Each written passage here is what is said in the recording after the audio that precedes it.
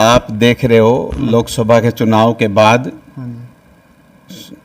BJP के जो मुख्यमंत्री महोदय है, पहले वाले मुख्यमंत्री महोदय को तो यही मान के चलेंगे लोग, नाकारा घोषित कर दिया 9.5 साल में। यदि उनको अर्जेंट चुनाव के टाइम में चेंज करते हैं, लोग समझते हैं कोई तो रीज़न है इस बात का, और कोई ना जॉब लगी, ना कोई काम हुए, ना समस्याओं का समाधान हुआ, ना लोगों से मिलना पसंद करते थे। और अब बिल्कुल बरसाती मेंढकों की तरह जो इनके अपने मन की वो थी कि हम ये भी लोभ लालच दे देंगे, लोग ऐसे झांसे में आ जाएंगे।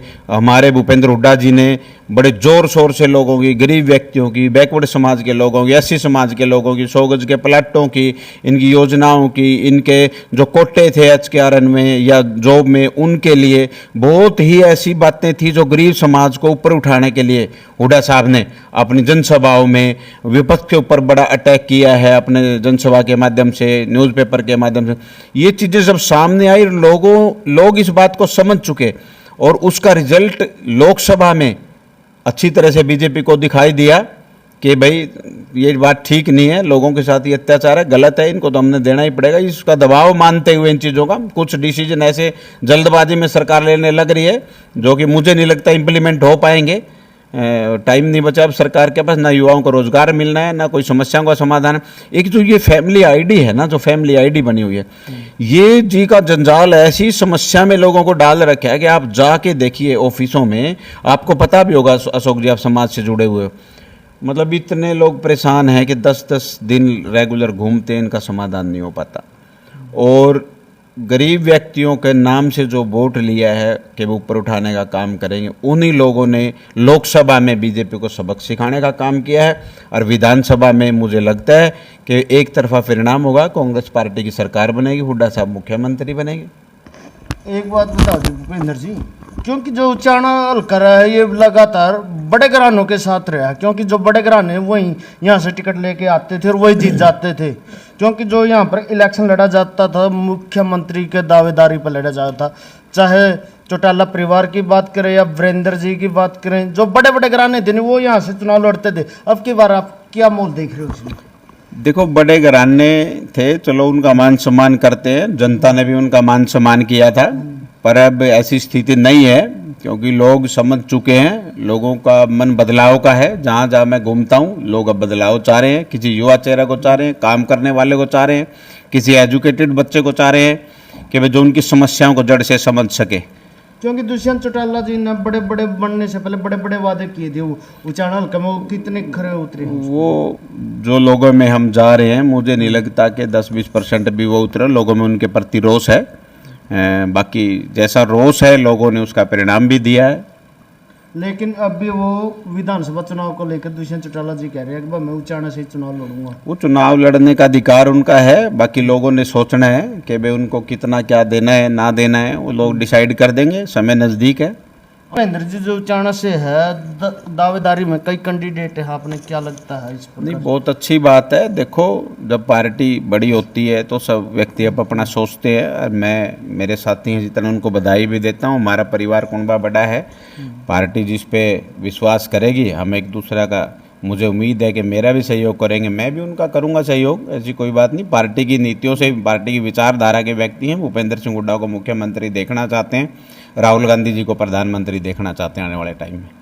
गदर हरियाणा चैनल देखने वाले सभी दर्शकों ने शोक मुर्गी राम। फिलहाल इस टाइम मौजूद हैं अड़ेवा में, जो हमारे साथ है एडवोकेट भूपेंद्र वर्मा जी हैं, जो आप सभी को पता है वह जो एडवोकेट भूपेंद्र वर्मा जी अड़ेवा से हैं, जो हम इसके फार्म पर इस टाइम मौजूद हैं।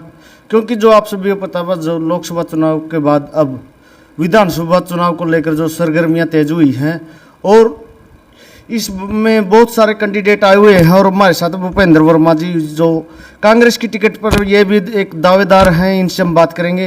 क्योंकि ये कि साथ साथ ये सामाजिक व्यक्ति भी हैं, इनकी बहुत सारी सामाजिक सेवा की हुई है। और हमारे साथ नमस्कार जी भूपेंद्र। नमस्कार अशोक जी, आपको और आपके चैनल को बहुत बहुत शुभकामनाएं, और आपके चैनल देखने वाले दर्शकों को बहुत शुभकामनाएं। नमस्कार भूपेंद्र जी, आपको एक सामाजिक आदमी होते हुए आपने राजनीतिक आने का मेन उद्देश्य क्या किया? देखो, समाज में आने के बाद लोगों की समस्याओं का बहुत चला पता कि भाई क्या क्या समस्याएं हैं। वो समस्याएं राजनीति में एंट्री करके अच्छी तरह से उनका समाधान किया जा सकता है। हाँ जी। जो आपके पिताजी थे वो क्या काम करते हैं? मेरे पिताजी एक पंचायती व्यक्ति थे, किसान हैं, अपनी एग्रीकल्चर लैंड है यहाँ फार्म के पीछे ही, अपनी दुकानदारी का काम भी करते थे। और ज़्यादा उन्होंने अपना जीवन लगभग 50 साल से समाज के लिए ही योगदान दिया है। चाहे यूनियनें थी, चाहे कोई सरकार कोई गलत डिसीजन लेती है उनके प्रति यदि कोई प्रदर्शन था, उनमें अहम भूमिका थी। हल्के में और तो देवीलाल के साथ, बंसीलाल के साथ उन्होंने लंबे टाइम काम किया। 2003 के बाद कांग्रेस पार्टी में जब रेगुलर मेरे बाबूजी रहे हैं। और लोगों की जो समस्याएं हैं, आम जन समस्याएं बहुत होती हैं समाज में, जिनको निपटाने में उनका अहम योगदान रहा है। और घर आना जाना काफ़ी लगा रहता है। बाबूजी हमारे अब थोड़े से बुजुर्ग हैं, पर अभी उनका अपना बहुत योगदान रहता है। भूपेंद्र जी, आपने नौकरी छोड़कर राजनीति में आने का क्या कारण है? नौकरी में रहते हुए मैंने बहुत ही समस्याएं देखी लोगों की। सोशल एक्टिविटीज में नौकरी में होते होते भी था कई साल से। उस टाइम से मैंने फिर ये मन बनाया कि इन समस्याओं का समाधान एक राजनीति ही है। यदि लोग मुझे मौका देंगे और मुझे कोई ऐसा टाइम मिला तो मैं इनका बिल्कुल जड़ से निपटारा करके दिखाऊंगा। लोग तो कहते हैं कि हम जैसे जो भी राजनीति करता है वो कहता है दुख सुख में आना जाना रहता है, ये वो। ऐसे तो सारे आते जाते ही हैं, हम भी आते जाते हैं। और परिवार, ये वो, पड़ोसी, सारे सबके दुख सुख में गांव में, रूरल में, देहात में रहते हैं। परंतु वो कुछ समस्याएं ऐसी हैं जो उनको दुख सुख पैदा कहाँ से होता है, उस प्रॉब्लम को ख़त्म करने के लिए मैंने ये स्टेप उठाया है। जो भी समस्याएं होंगी मैं उनको, यदि मुझे मौका मिलता है तो बहुत अच्छी तरह से मैं जानता हूँ, उनको जड़ से ख़त्म करेंगे। क्योंकि जी भूपेंद्र जी, आप सामाजिक आदमी होते हुए जो आज सामाजिक सेवा कर रहे हैं, आप उचाना हल्का में लगातार बहुत सारे गाँव में घूमे हो, कितनी प्रकार की क्या क्या समस्याएं हैं हमारे यहाँ? बहुत सारी समस्याएं हैं। 10-20% भी समस्याओं का पिछले इतने लंबे टाइम में समाधान नहीं हुआ। उस टाइम से भी मैं संपर्क में हूँ। यहाँ सबसे बड़ी समस्या तो आप जाके देखें, तहसीलों में, हॉस्पिटल में सफाई की, पानी की समस्या, स्कूलों में समस्या, बेंचों की समस्या, कोई सोलर सिस्टम नहीं है, कूलर पंखे नहीं है बच्चों के लिए। और लोग, जो सरकार की पॉलिसियां हैं अवेयरनेस के लिए, लोगों को गांव में बेचारा देहात में पता ही नहीं हमें कैसे बेनिफिट हो सकता है, कहाँ फार्म भरे, क्या करें क्या नहीं करें, कहाँ जाइए। मेरी ये बिजली की समस्या है, 10 चक्कर काटूंगा तो मैं कहाँ जाऊंगा, कौन मेरी सुनेगा, कब ऑफिसर मुझे ऑफिस में, चैम्बर में, उसके ऑफिस में मिलेगा। ऐसा कहीं कोई सिस्टम नहीं है ऑफिसों में। उसको भी टाइम आया तो बहुत बारीकी से सुधारेंगे अशोक जी। अगर भूपेंद्र हुड्डा जी, अगर कांग्रेस पार्टी आपको मौका देती है टिकट के लिए, आप सबसे पहले क्या विकास कार्य कराओगे? आप सबसे पहले तो मैं लोगों के बीच में रह के उनकी सारी समस्याओं का, मैं चाहूँगा कि भाई मैं पार्टी का काम सिर्फ वही करूं जो मेरी ड्यूटी लगती है। मैं सब जो मेजर समस्याएं हैं लोगों की, जड़ से उनको उठा के मैं मेटने का काम करूंगा। बहुत समस्याएं हैं जिनको मैं आहिस्ता आहिस्ता महीने 2 महीने में पटरी पे ले आऊँगा। मैं ये तो नहीं कहूँगा एकदम ख़त्म कर दूंगा, पर आप देखेंगे महीने 20 दिन के अंदर ही प्रशासन भी, थाने तहसील का व्यवहार भी, बिजली ऑफिस के काम भी, फैमिली आईडी, हुड्डा साहब ने कहा है कि आते ही जो ये समस्या है, मेजर समस्या है, लोगों को लाइनों में लगा रखा है, प्रॉपर्टी आईडी है, इन चीज़ों को ख़त्म कर देंगे। लोगों की ज़्यादा से ज़्यादा समस्याएं दूर हो जाएंगी। मेडिकल की सुविधाएं हैं, डॉक्टरों की कमी है, टीचरों की है, वो सारी समस्याओं के ऊपर गहन मंथन करके बड़ा दावे के साथ सारी चीज़ें ऊपर चीफ मिनिस्टर महोदय के सामने रख के वहाँ से होने का काम हुआ। जो नीचे एक एमएलए अपना काम कर सकता है उसमें पूरी भूमिका निभाऊंगा। क्योंकि जी भूपेंद्र जी, आप जो उचाड़ा हल्का का सबसे बड़ा गांव हड़ेवा, और यहाँ पर जो जो लोकसभा चुनाव था, यहाँ से जो कह रहे थे बीजेपी की जीत होगी, लेकिन यहाँ पर जो कांग्रेस पार्टी बहुत भारी मत से जीती है, और आप भी अड़ेवा गांव से आते हो, क्या लगता है आपने इसको लेकर? जी देखो, हमने बड़ी मेहनत की है। बाकी जनता का चुनाव था, ये जनता में बीजेपी के प्रति रोष था। सारे मेरे जितने टिकटार्थी साथी थे उन्होंने भी बड़ी मेहनत प्रयत्न किया है। हमने गाँव को डिवाइड करके, हमने सारे समीकरण को देखते हुए अच्छी तरह से जयप्रकाश जी का साथ दिया, कांग्रेस पार्टी का साथ दिया, भूपेंद्र हुड्डा जी का साथ दिया। और मुझे उम्मीद है कि सारे मेरे भाई, मेरे साथी, हमारे जो सिपाही हैं वो ऐसे ही आगे पार्टी, कांग्रेस पार्टी के लिए काम करते रहेंगे, राहुल गांधी जी के लिए काम करते रहेंगे। देखो अशोक जी, एक राहुल गांधी जी ने कितना बड़ा मुद्दा हमारा चला हुआ है, एक नीट वाला।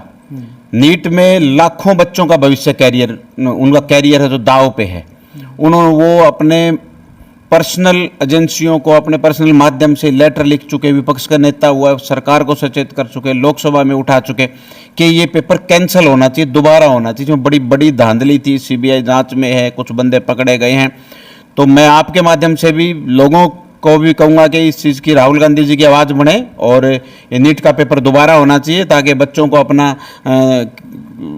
अपना जो है आगे कैरियर है, जो भविष्य है, उसको आजमाने के लिए उनको मौका मिलना चाहिए, ताकि किसी के साथ गड़बड़ घोटाला ना होए और जो ब्रिलियंट बच्चे हैं वो आगे आने चाहिए। और एक देखो हरियाणा गवर्नमेंट ने बच्चों के, युवाओं के साथ क्या किया। अभी जो सीट का ये था ना एग्जाम, सीटेट का जो एग्जाम था वो लेके अभी जो हाई कोर्ट ने इनको कैंसिल किया है, उन्होंने कहा कि दोबारा एग्जाम लें। मैं कहता हूं कि वो तो 12-15 हज़ार बच्चे ही हैं जो बच्चे कह रहे हैं उनमें थे, लगे थे, या उनकी रूल अवहेलना करके उनको जो 5 नंबर दिए थे आर्टिकल 14 के तहत अवहेलना करके, तो वो 12-13-14 हज़ार बच्चे ही हैं। उनका 4 गुना बुलाए हैं, उनका नहीं, जितने भी बच्चे थे लाखों बच्चों ने दिया था। मैं कहता हूं क्वालिफाई मान के सभी बच्चों को इसमें मौका देना चाहिए। और एक फॉर्म निकाला है, अभी कह रहे हैं कि भाई मैंने देखा था वो फॉर्म, कम से कम 2 घंटे उस फॉर्म को भरने में लगते हैं। एक ग्रेजुएशन की डिग्री उसके अंदर 10 बार अपलोड करनी पड़ती है, इतनी त्रुटि होती है। बच्चों को देख लेना आप, आधे से ज़्यादा बच्चों का तो फॉर्म ही कैंसिल हो जाएगा। इजी पॉलिसी बनानी चाहिए गवर्नमेंट ने, बच्चों के कैरियर को देखना चाहिए, उनको देखते हुए बच्चों के लिए, युवा जो बच्चे हैं जो इतनी मेहनत करते हैं, इतने लंबे टाइम से टेस्टों की तैयारी कर रहे थे, उनके लिए उन्होंने देखते हुए, उनके भविष्य को देखते हुए उनको ऊपर, मैं रहम तो नहीं बोल लूँगा, बीजेपी ने हालात तो ऐसे ही पैदा करा कि कम से कम और नहीं तो रहम ही कर ले।